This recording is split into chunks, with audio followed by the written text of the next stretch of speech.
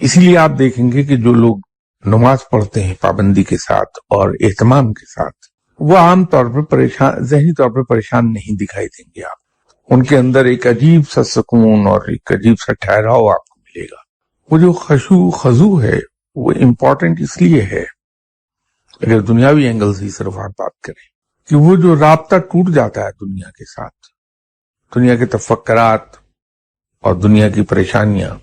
اتنی دیر کے لیے نہ صرف ختم ہو جاتی ہیں، بلکہ ایک ایمان نئے سرے سے تازہ ہو جاتا ہے دل میں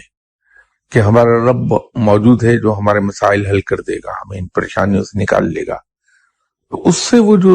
بیٹری چارج ہوتی ہے، اگر بغیر خشوع خضوع کے نماز پڑھی جائے تو یہ چیز حاصل نہیں ہوگی، لیکن جسمانی ایکسرسائز بہرحال ہو جائے گی. تو نماز پڑھتے رہنا چاہیے، گرچہ خشوع و خضوع پیدا نہ ہو، اس لیے کہ یہ امید رکھنی چاہیے اللہ تعالیٰ آہستہ آہستہ خشوع و خضوع بھی پیدا کر دے گا.